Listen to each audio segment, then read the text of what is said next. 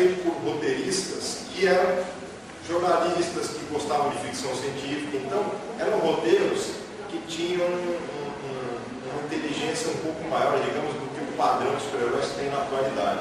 Né? Na atualidade é muita garotada fazendo que gosta das fantasias, das bocas abertas e só, né? E das pancadas. Então, assim, perde muito da essência original das histórias em quadrinhos naquele período. Ainda tem coisas boas. Né?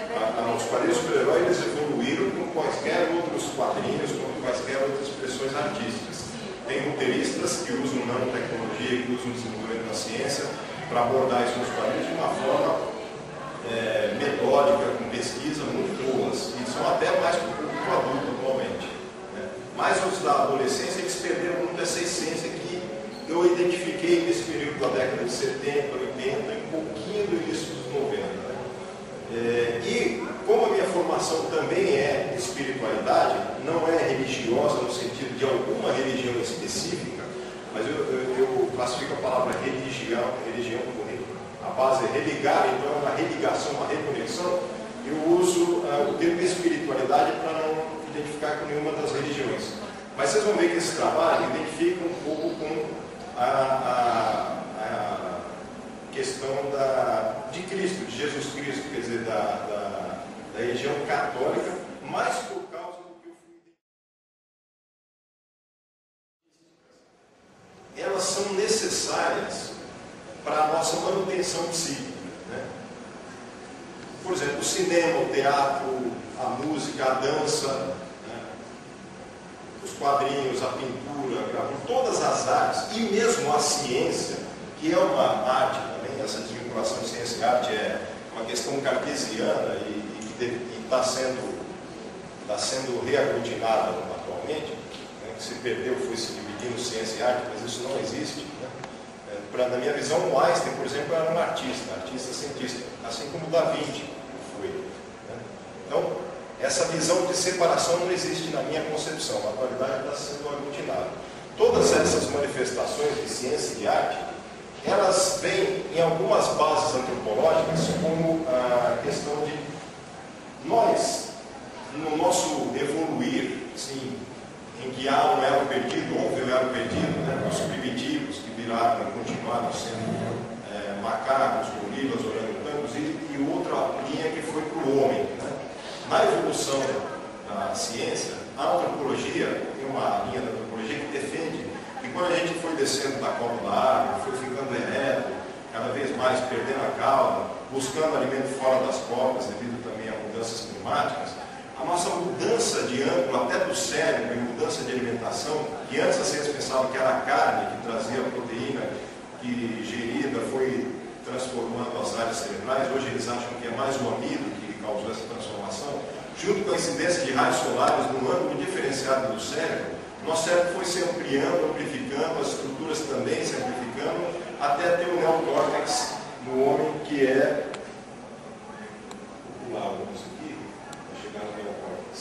que é um dos três cérebros que nós temos nessa aglutinação, digamos assim, no formato de cebola, de camadas. Né? Então a gente tem o cérebro réptil, que está lá embaixo, todos os répteis têm, aqui tem até um dinossauro dizendo que ele está em nós, só que hoje em dia a ciência sabe que o dinossauro não é réptil, o dinossauro é dinossauro, e réptil é outra coisa, mas o cérebro provavelmente dos dinossauros era similar aos dos répteis, provavelmente. Estão pesquisando ainda.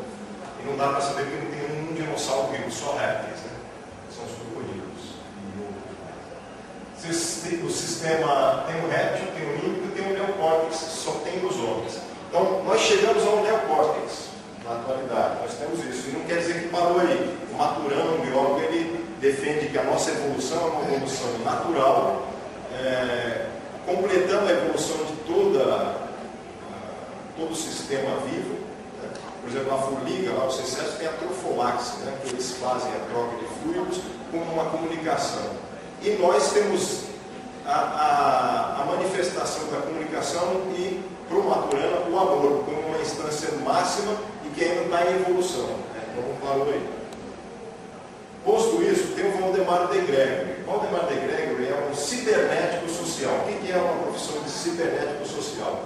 Eu fiquei encucado quando ouvi na entrevista em Brasília, dizendo que ele é um cibernético social. Eu fui pesquisar. Cibernético, né? Ciber vem de kiber, que é governo. Então, na verdade, ele dá uma ótima pesquisa para melhorar, para entrar num caminho de governabilidade pessoal e social. Para isso, ele pesquisou o cérebro também. Então, ele constata na teoria dele o que tem pela tomografia computadorizada, as diferenças de processamento em que os cérebros, os três trabalham juntos, mas tem um processamento do hemisfério direito mais pertinente à criatividade, à espiritualidade. O esquerdo é a racionalidade, por isso tem um símbolo quadrado. E no cérebro central ele colocou um triângulo, não sei se é um símbolo muito feliz, que tem gente que pensa que essa área aqui é espiritual, também isso. Mas o triângulo aqui, essa parte central, seria a pragmática. Então nós temos a pragmática funcionando nos sistemas vitais. Eu quero me alimentar, eu quero ir no banheiro, eu preciso respirar, enfim, é o pragmático. O esquerdo, ele processa racionalmente tudo isso, o direito ele é o intuitivo, o criativo, ele recria, ele se emociona, ele se comunga com o outro, e ele faz todo esse trabalho que, segundo a teoria do Degreve e alguns outros, é como se fosse uma antena que canaliza o conhecimento universal, e o esquerdo ele faz a codificação do estudo, a racionalização, dá nome aos bois, né? E o pragmático põe tudo em prática. O Degreve diz que isso tudo aqui tem uma proporcionalidade de atuação e que nós falhamos nas nossas sociedades. Ora a gente usa demais o esquerdo, ora demais o direito, ora demais o central, aí fica uma desorganização muito grande nos nossos sistemas. Aqui tem um pouco do exemplo que ele deu, né? Aqui ele faz uma colocação com a sociedade. 80% dos brasileiros, por exemplo, com fé, intuição, amor, né? 80% então do uso disso para a grande população, 5% de um grupo antioficial, que é contrário aos oficiais, que é a carga política que está aqui. Mas isso não vem muito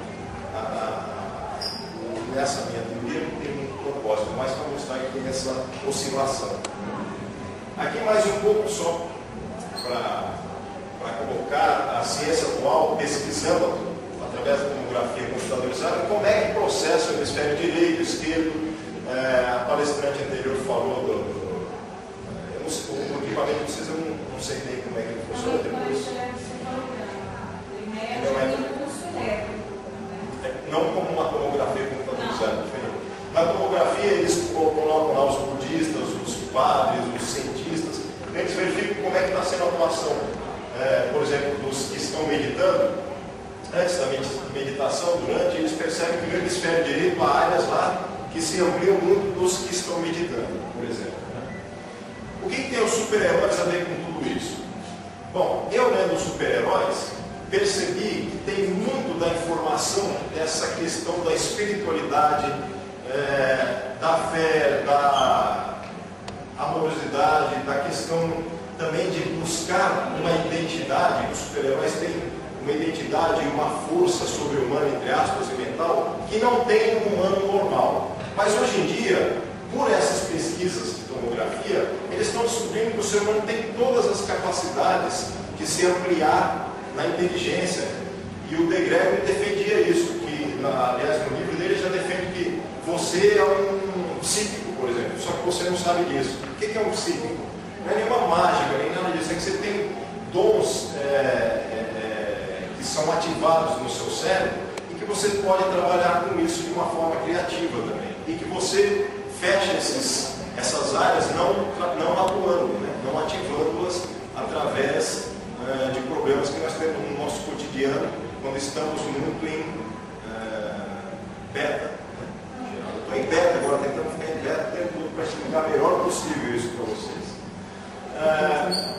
Eu faço um paralelo, por exemplo, dos super-heróis com duas questões interessantes. Uma bíblica e a outra do filme 2001, Odisseia no Espaço. Né? O que acontece na Bíblia? Na Bíblica, eu não vou voltar lá, mas já explico. Adão e Eva foram expulsos